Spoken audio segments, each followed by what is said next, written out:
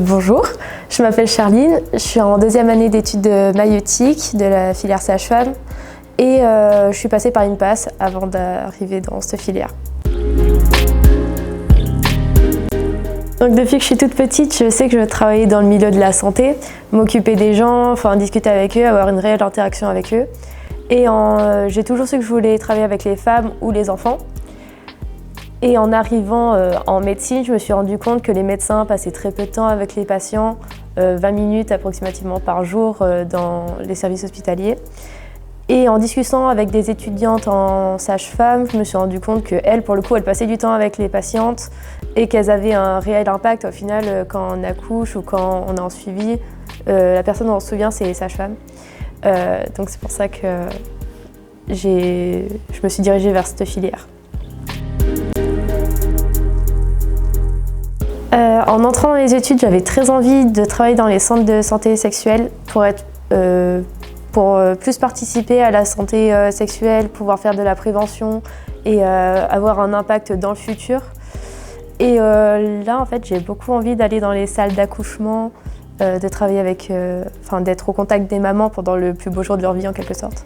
Du coup, c'est encore un peu flou et j'attends d'avoir tous mes stages, mais globalement, c'est les deux idées qui restent là.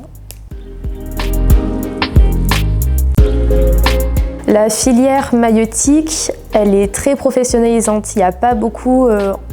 Quand on a notre diplôme, on a tous le même diplôme, ce qui est différent de la filière pharmacie par exemple, où là, pour le coup, il y a vraiment une spécialisation.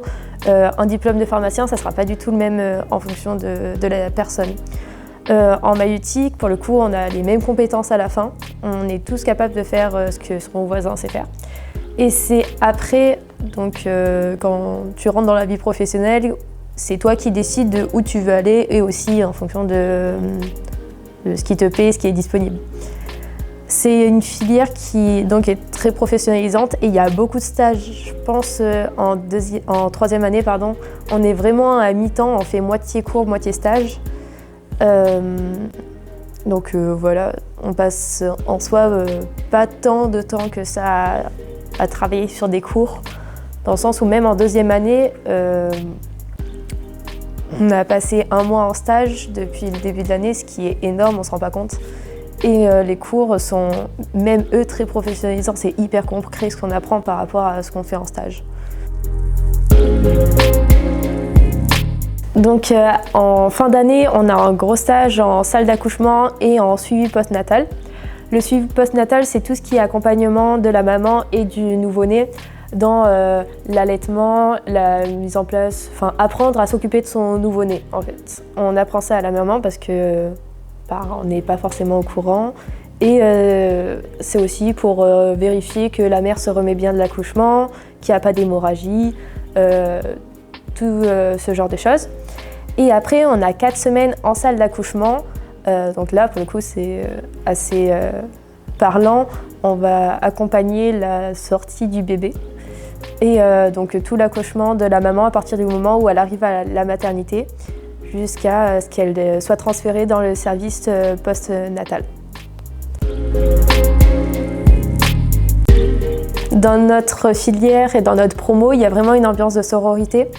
On va pas se mentir, il y a que des filles dans ma promo, mais dans celle d'avant, chez les L3, il y a un garçon, ça arrive de temps en temps. On n'est pas fermé du tout, on les accueille à bras ouverts. Et ce qui est bien, c'est que vraiment on est soudés entre nous, que ce soit entre étudiants, mais aussi entre profs. Les profs sont à l'écoute de ce qu'on dit, on ne se sent pas du tout laissé sur le côté, en mode débrouille-toi, t'es grande, t'as 20 ans.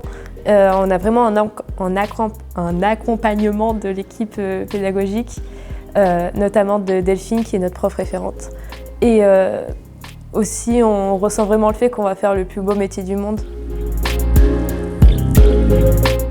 Par rapport au stage infirmier, ce qu'on a soulevé, c'est que nous on est formés et en soi on rentre dans l'optique qu'on va être dans des moments joyeux. Donc qu'on va accompagner des naissances, etc. C'est quand même, on traite des gens qui ne sont pas malades. Et là, on arrive tous dans des services de soins infirmiers où les gens sont très malades, où les gens meurent, et on n'est pas du tout déjà formés à ça. On n'est pas vraiment accompagnés dans l'équipe soignante, puisque les infirmiers, en soi, on leur dit qu'ils vont vivre ce genre de choses. Et pour le coup, moi, j'ai pas eu ce genre de problème. Tous mes patients allaient très bien, parce que j'étais dans ce service, mais il y a certaines de mes amies qui étaient dans des services où elles étaient confrontées à la mort tous les jours, où elles suivaient des personnes âgées et elles devaient les accompagner vers la mort, et c'est pas du tout notre métier. Du coup, on se retrouve un peu perdu. Ça, c'est quelque chose qui est une difficulté en soi, mais je ne saurais pas en trouver d'autres. De journées type, il y en a deux. Il y a celle quand on est en cours et celle quand on est en stage. Quand on est en cours, mes journées commencent à peu près entre 8h30 et 9h à la fac, donc je me réveille vers 7h, 7h30 parce que j'ai à peu près 30 minutes de transport.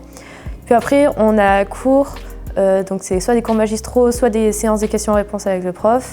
Et ces cours finissent à peu près vers 16h, on a souvent entre 1h30 et 2h pour manger. Théoriquement, on est censé aller travailler nos cours parce qu'ils sont en distanciel pour la plupart à la bibliothèque, sauf que ça arrive qu'en période de partiel. Et souvent on finit vers 18h, donc c'est possible de sortir le soir avec les amis sans que ça soit trop complexe. En stage, on a soit des gardes de 7h, soit des gardes de 12h. En stage infirmier, on commence soit à 7h, soit à 14h et ça peut finir ça finit entre 21h30 et 22h. Donc c'est des grosses journées parce qu'on n'a souvent pas le temps de manger. Des fois, on n'a pas le temps même d'aller aux toilettes parce qu'on est tout le temps en train de faire quelque chose. Et souvent, quand il y a un problème, ils arrivent tous en même temps. Et sinon, on a des gardes de 12h où ça fait du 7h, 19h. Et donc, c'est soit de jour, soit de nuit. Sinon, on fait 19, 7h. Et même principe, c'est souvent des grosses journées où il faut bouger. Et c'est pas vraiment un métier reposant. Grenoble, moi je trouve que c'est une super ville étudiante. Après, c'est mon avis. En sage-femme, notre BDE, il est à fond cette année.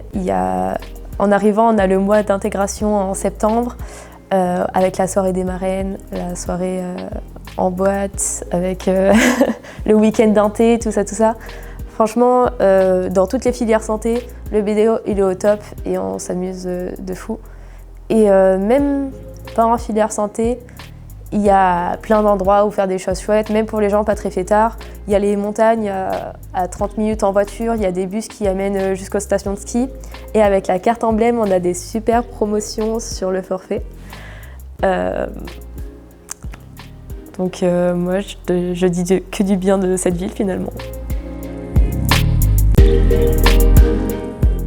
Si je devais donner un conseil, c'est d'apprendre à gérer son stress, sa panique, son anxiété en première année quand on n'est pas encore confronté aux patients.